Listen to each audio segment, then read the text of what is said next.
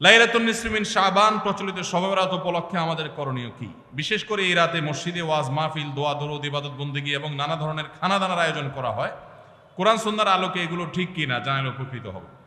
ভাইরা আমার, লাইলাতুন নিসফি মিন শাবান যেটাকে আমরা শবে বরাত বলি, এই লাইলাতুন নিসফি মিন শাবানে আল্লাহ তাআলা হিংসুক এবং মুশরিক ছাড়া বাকি মানুষদেরকে, বাকি মুসলমানদেরকে আল্লাহ তাআলা সাধারণ ক্ষমা ঘোষণা করেন মর্মে একটা হাদিস আছে। এছাড়া আরো বেশ কিছু হাদিস আছে যেগুলোর কোনো না অনেকগুলো সনদের মধ্যে কিছুটা দুর্বলতা আছে, কিন্তু মোটের পরে এ রাতের ফজিলত সুসাব্যস্ত এবং প্রমাণিত। কিন্তু এর মানে এই নয় যে এই রাতকে কেন্দ্র করে আমরা যা করি আমাদের দেশে তার সব সঠিক। আমাদের দেশে লাইলাতুল বরাতে মানুষের যে ভিড় মসজিদগুলোতে, এটা তো ভালো জিনিস যে মানুষ মসজিদে আসছে, কিন্তু অন্যদিন না এসে এই রাতে বেশি আসার কারণটা কি? লাইলাতুল কদর বেশি ফজিলতপূর্ণ নাকি এই রাত বেশি ফজিলতপূর্ণ? লাইলাতুল কদরের সাথে কোনো তুলনা চলবে? সেই রাতে মানুষ কি এত বেশি ইবাদতের চেষ্টা করে? তাহলে এই রাতে এত বেশি চেষ্টার রহস্যটা কোথায়? রহস্য হলো আমাদের দেশে মানুষ মনে করে যে এই রাতে ভাগ্য ঠিক হয়, অতএব সারা বছর যাই করি না করি এই একটা রাত মসজিদে গিয়া আল্লাহ বিল্লাহ করে যদি সারা বছরের ভাগ্যটা ঠিকঠাক করা যায়, এরপর আর মসজিদে যায় কেনা। এই চালাকি করলে কি ভাগ্য ঠিক হয়ে যাবে? ভাইরা আমার, লাইলাতুন নিসফি মিন শাবানকে কেন্দ্র করে বহুবিধ বিদআত, বহুবিধ বাড়াবাড়ি, বহুবিধ কুসংস্কার আমাদের সমাজে আছে। এক সময় তো প্রচুর পরিমাণ পটকা ফুটাফাটি চলতো।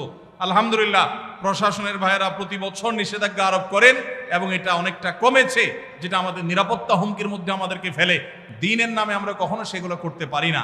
অনেক মসজিদে আলোকসজ্জা করা হয়। আলোকসজ্জা তো আপনি এমনিই করেন সারা বছর, কিন্তু এই রাতকে কেন্দ্র করে আলাদা করে আলোকসজ্জা করা, এই রাতকে কেন্দ্র করে ওই যে হালুয়া রুটি খাওয়ার একটা ব্যাপার এখনো আমাদের দেশে কোথাও কোথাও আছে। অনেকে মনে করে নবীজির দাঁত মোবারক শহীদ হয়েছেন উহুদের ময়দানে, তো তিনি হালুয়া খাইছেন, সেজন্য আমরা ভালো দাঁতে হালুয়া খাই। নবীজির দাঁত ভাঙে হালুয়া খাইছেন, আমাদের আস্ত দাঁতে আমরা কি খাই? হালুয়া খাই।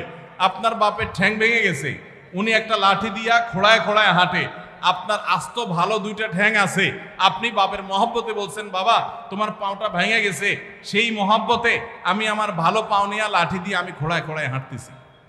কি বলেন? বাপ খুশি হবে? খুশি হবে? বলবে এটা তো বেয়াদবি, তামাশা করতেছ আমার সাথে, আমার ভেঙাইতেছ। নবীজি সাল্লাল্লাহু আলাইহি সাল্লাম দাঁত মোবারক শহীদ হয়েছে বাতিলের বিরুদ্ধে জিহাদ করতে গিয়ে। আপনি বাতিলের সাথে আঁতাত করবেন আর হালুয়া খায়া নবীজির সুন্নাত আদায় করবেন, এর চেয়ে বড় হাস্যকর জিনিস আর হতে পারে না। অতএব সব ধরনের বাড়াবাড়ি কুসংস্কার আমাদের বন্ধ করতে হবে। এমনকি এই রাত উপলক্ষে মসজিদে দোয়া দরুদের জন্য সমবেত হওয়া, এ রাতে মানুষকে ডাকাডাকি করে একেবারে এই রাতের ফজিলতের জন্য মসজিদে সবাই একত্র হওয়াকে যারা জরুরি মনে করেন তারাও ভুলের মধ্যে আছেন। ব্যক্তিগত ইবাদতে আল্লাহর ক্ষমা পাওয়ার জন্য চেষ্টা করতে পারেন, সেটা ভিন্ন বিষয়। আল্লাহ আমাদেরকে বুঝার তৌফিক দান করুন। আমাদের দেশে কেউ মারা গেলে 40 বা জমাত খাওয়ানো হয়, এটা জায়েজ আছে কিনা? ভাইরা আমার, বাংলাদেশের সবচেয়ে শক্তিশালী বেদাত হলো এই বেদাত। এর চেয়ে বড় শক্তিশালী বেদাত এদেশে আর নাই। এই ঠিক বলা মানুষ বহু লোক আছে জমাত খায় বেড়ায়। এই বরগুনার আমাদের অফিসে কিছু স্টাফ আছে, বরগুনার 2-3 জন আমার পরিচিত। তো এরা, আমি শুনছি যে তাদের একটা গ্রুপ খুলছে, তারা ফেসবুকে না যেন হোয়াটসঅ্যাপে গ্রুপ খুলছে, জমাত খাওয়ার গ্রুপ। কোথায় কখন কে মরে, কোথায় কার মরার খাওয়ান হয়, ওই গ্রুপে জানাই দিলে সবাই দলে দলে সেখানে চলে যায়। এটা তারা এক এক ইউনিয়নের এক একজন মিলে এটা করছে, যাতে কোনো ইউনিয়নের জমাত যাতে মিস না হয়। তো ভাই, এটা হলো সবচেয়ে শক্তিশালী বিদআত। কেন?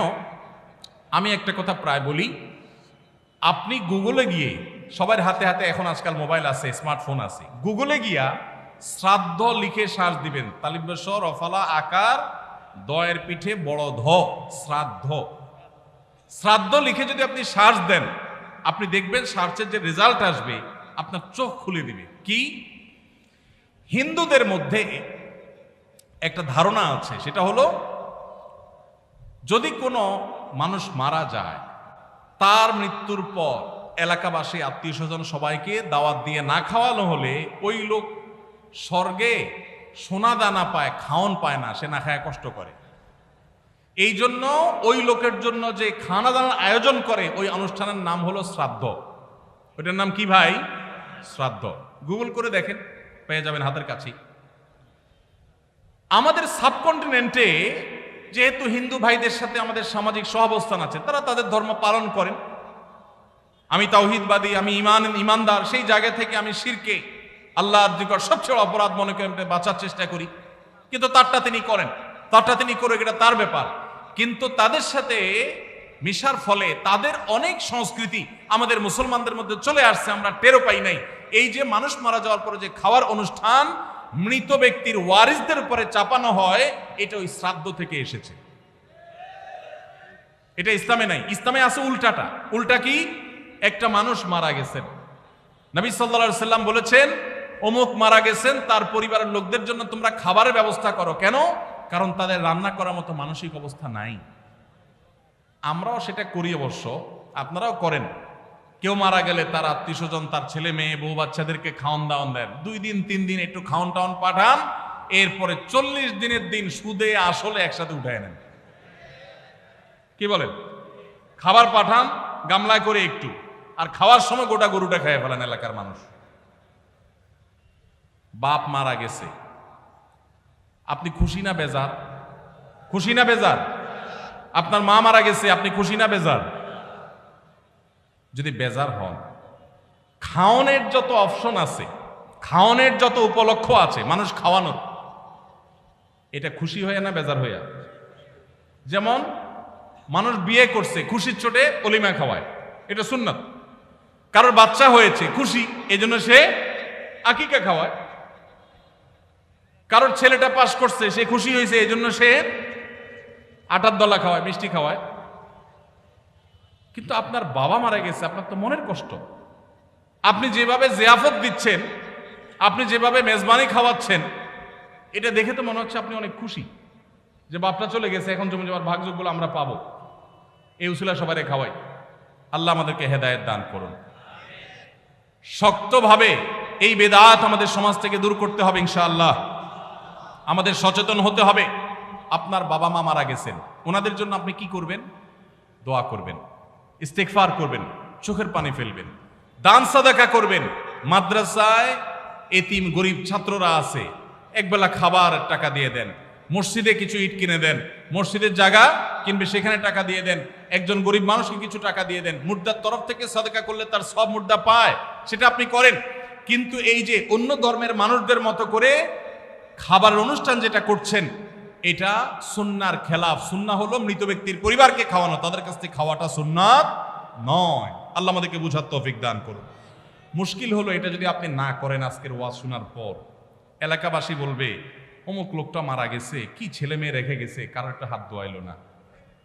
বলবে কি না বলেন?